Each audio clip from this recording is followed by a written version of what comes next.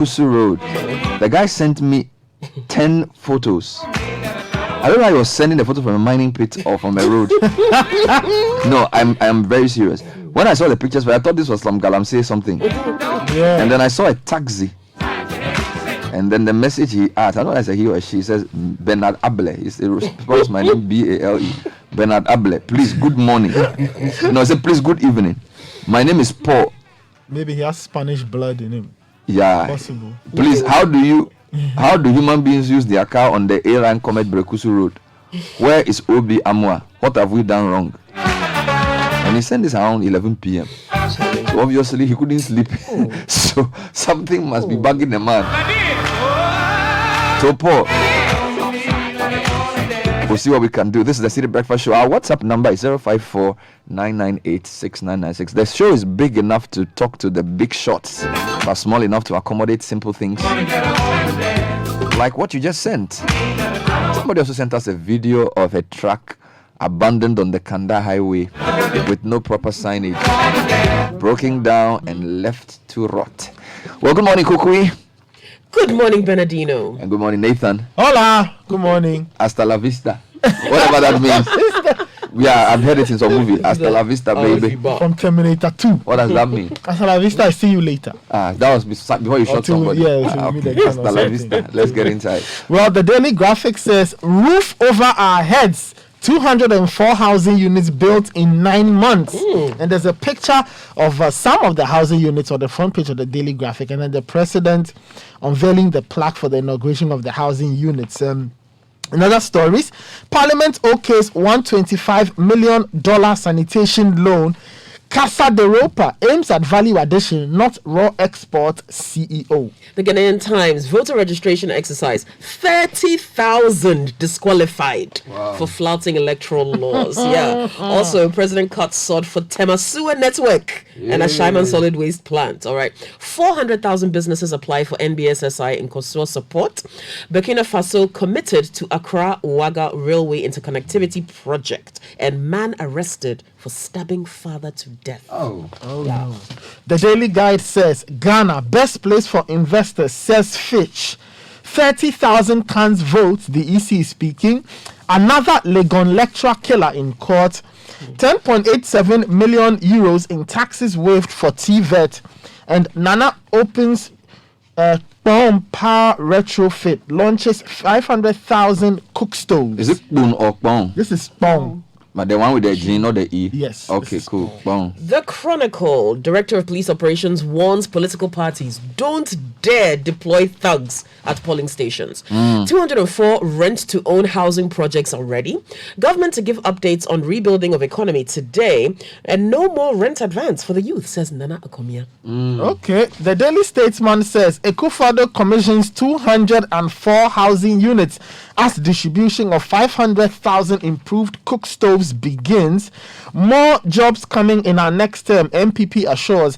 And Bong Power Station Retrofit Project Commission. The New Crusading Guide. We'll pay your rent in our second term. Hey, election year sweet. Charlie. This is the MPP to youth. NPP is winning 2020 election based on solid track record, says Rebecca Akufo-Addo. And deadly ECG transformer causing havoc in Akwitia. The Ghanaian Publisher says defamation. Multimedia apologizes to Dr. Opuni again. Relief for Tema residents as Akufo-Addo cuts sword for work to begin on 3-tier waste treatment plant. MPs okay $125 million for Accra Sanitation and Water Project. And the MPP says we'll create more jobs in our next term. Let's go to the Finder. Nanado cuts sword for 256 million euros, 64-kilometer road. Dualization of Ashaiman Akosombo Road. And commissions Bong Power Station Retrofit Project. Bong, sorry. Yes, Bong. We'll create more jobs, build more factories in our next term, says the MPP. President Akufo-Addo commissions 204 housing units. 5 regional ministers to trumpet government's achievements today. 63.2% of urban Ghanaians own mobile phones. And Reverend Sam Kranchiankra cautions against violence ahead of elections. The BNFT says government considers rent-to-own scheme for affordable housing. TUC wants mechanisms to ensure low to middle income earners own the homes. Citi tipped to keep good form for rest of the year. Data Bank research. President cut sword for Temasiwa Network and Ashaiman Solid Waste Plant, and government seeks extra $125 million for sanitation and water projects. ABC News, more jobs and factories coming, pledges the NPP. We must eliminate fake news from media space, says President Akufo-Addo. The Hwang Power Station Retrofit Project commissioned. A real tongue twister. 30 more years of operation guaranteed. Yeah, man. And I like this.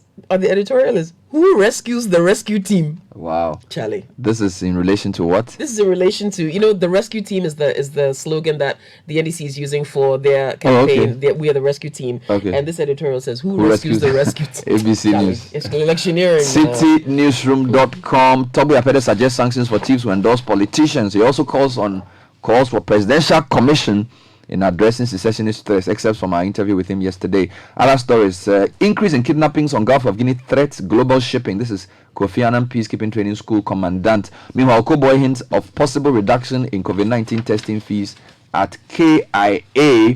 Meanwhile, there's another one here. Akufo-Addo commissions Quao Power Station Retrofit project. So that's the story.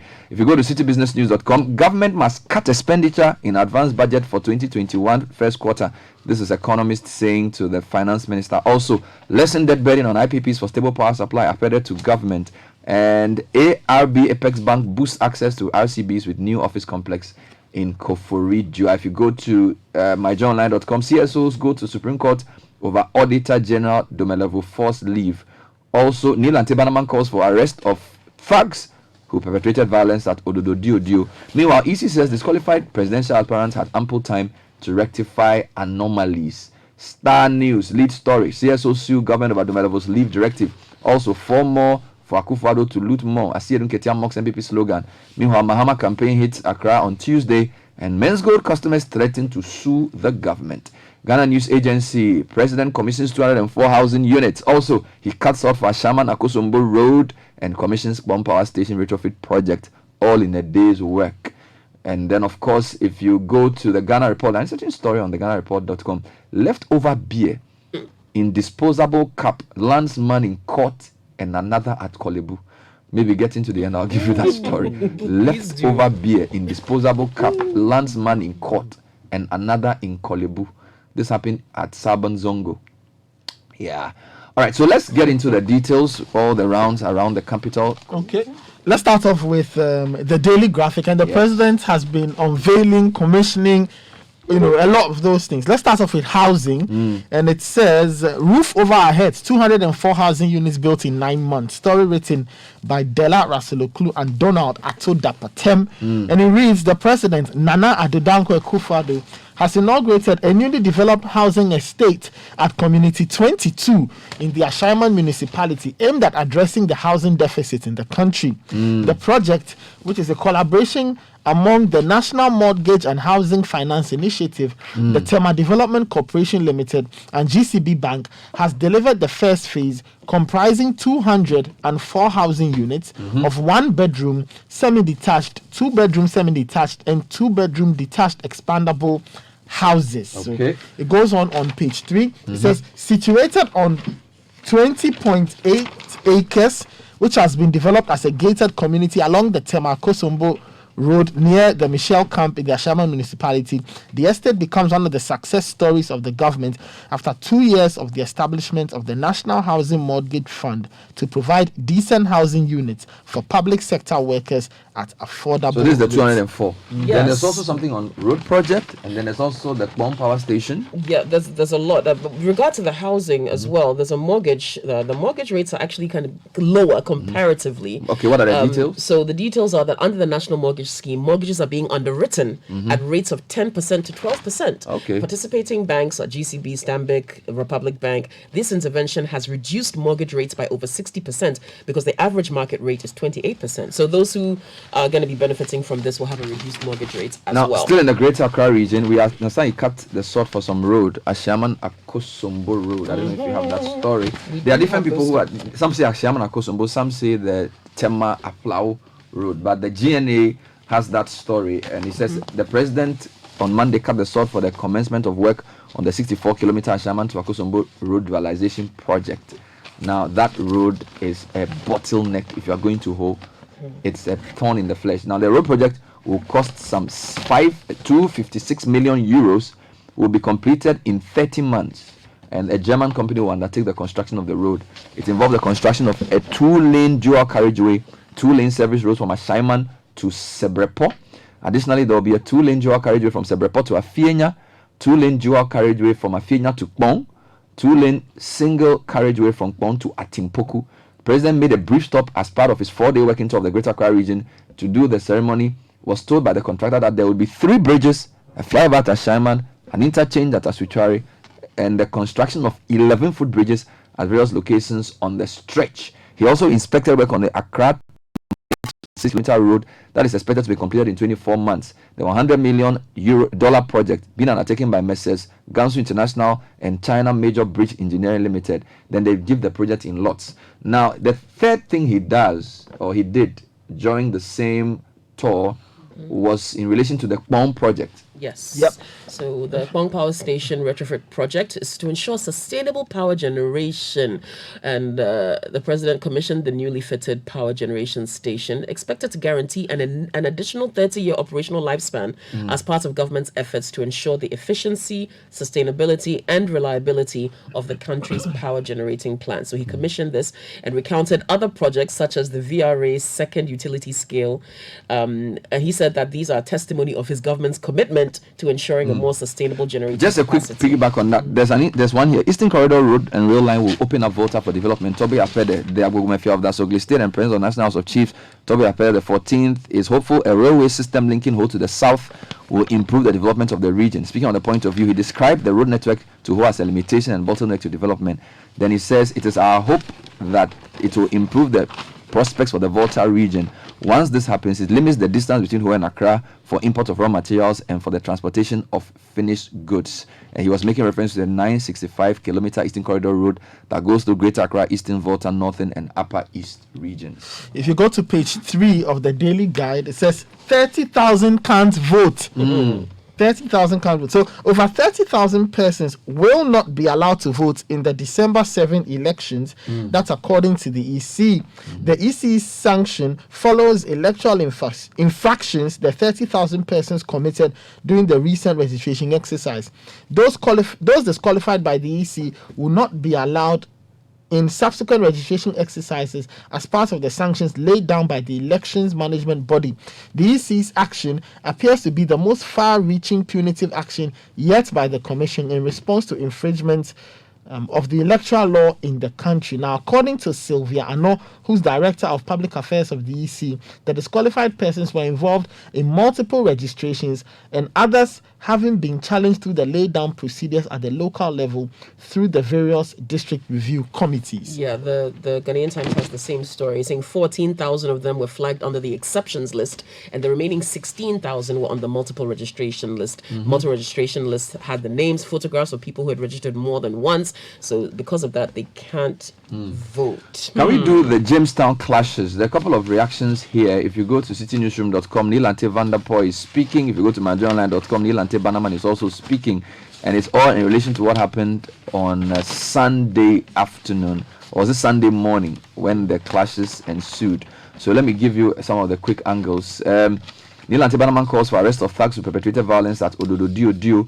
This story says parliamentary candidate for the Ododo-Dio constituency on the ticket of MPP Nilante Bannerman has called for the arrest of persons who perpetrated violence in the constituency over the weekend. He said this will serve as a deterrent to other persons with similar intentions. I take this opportunity to condemn in no uncertain terms the unwarranted attacks on our members and other innocent citizens of the constituency. Then if you go to citynewsroom.com, Nilante Vanderpoy is also blaming police inactivity for the increased violence in that particular constituency. He's calling on the police to do what is right. All right. Let's take a couple of crime stories. This one in the Ghanaian Times. Man arrested for stabbing father to death. A 29-year-old man allegedly stabbed his 52-year-old father to death and injured his wife on Saturday at Kotobabi in Accra. He's been arrested by the police. The suspect is Samuel Ofosu. He's in the custody of police. The body of his father has been conveyed to police hospital, while his wife, Esther Pokua, is on admission at the 37 military hospital. It doesn't say there's no reason given for why he stabbed. This is the Chronicle Chronicle? This is in the Chronicle, yes. Sorry. No, the Ghanaian Times. The Ghanaian page Times. 3. Okay. Then we go to the Chronicle. Don't deploy thugs to polling stations.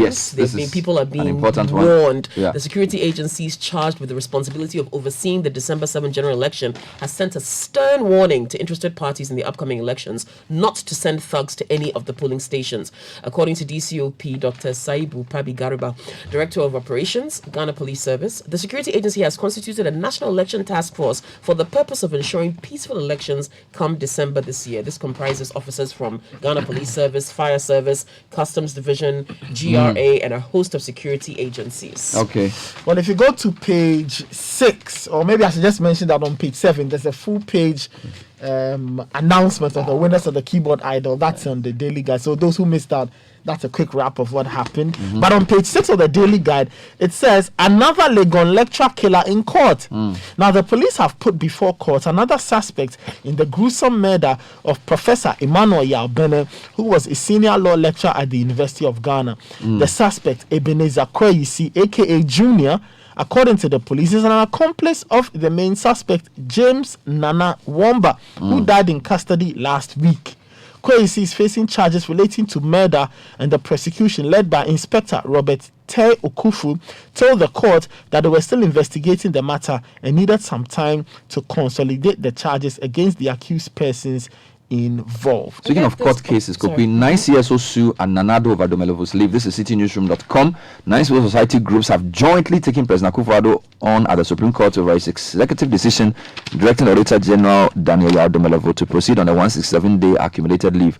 The groups include the Center for Democratic Development, CDD Ghana, Ghana Integrity Initiative, GII, Citizen Movement Ghana, Africa Center for Energy Policy, ASEP, and the Parliamentary Network Africa. The rest are PEN Plus Bytes, Media Foundation for West Africa, Send Ghana, and the One Ghana Movement. Now, their action follows an earlier appeal they made to the president in July to rescind his decision, which appears to have fallen on deaf ears.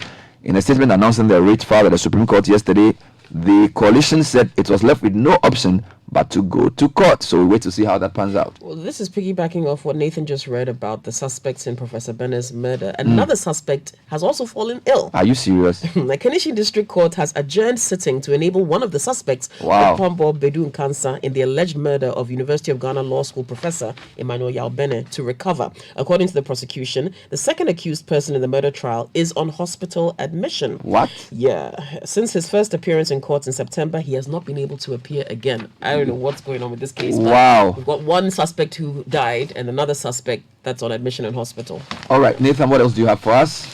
Let's get to the publisher and let's talk about sanitation. So the MPs or the members of parliament have okayed $127 million for the Accra Sanitation and Water project. Now, Parliament has approved a loan facility of $125 million as additional financing for the Greater Accra Metropolitan Area Sanitation and Water Project. The project is expected to complement various interventions that governments over the past decade have implemented in the sanitation and water sector to enhance access to water, sanitation and hygiene services for the population in line with the national development priorities. Sounds like a good idea. Now, let me take you to this rather bizarre story. Leftover beer in disposable Kaplan's man in court and another in Kolebu. Story by Gloria Kafi and Avle, reporting for Ghana Press. The misunderstanding that erupted at a drinking spot at Sabon Zongo in the Greater Accra region has landed one in court and another at the Kolebu Teaching Hospital. The misunderstanding resulted in the stabbing of one man in the abdomen and another charged with causing harm. Narrating how it happened, the prosecutor, Chief Inspector Emmanuel Haligan, said on October 18, at about 1 a.m., the first complainant, Richard Nunu, and his friend, Suleiman Alpha, went to the said drinking spot. According to the prosecution, the two friends met another friend who offered to buy them drinks. They drank to the fullest and decided to leave. When they were about to leave, Chief Inspector Haliga said Suleiman Alpha, who happens to be the witness in the case, poured a small quantity of the beer in his disposable cup away. One man who was at the spot asked the witness why he did not give the remaining drink to him. In response, the witness stated that what was left was too small. The accused person, who was also at the scene, asked the witness what nonsense he was saying. Witness replied that he was not talking to him and as such he should mind his own business. This, the prosecution explained, was the genesis of the problem. According to the prosecutor, the accused person took offense at the complainant's remark and attacked the first witness. Nunu, in an attempt to separate them, pulled the accused backwards, but to his dismay, the accused stabbed him in the abdomen with a jackknife. He cried out for help and was immediately rushed to the Kolebu Teaching Hospital for treatment. He also cut the second complainant on the arm with an unknown object, he narrated. The 31-year-old Salif Awudu was subsequently arrested by members of the community and brought to the police station. He was remanded, accused of causing harm, a charge he pleaded not guilty to.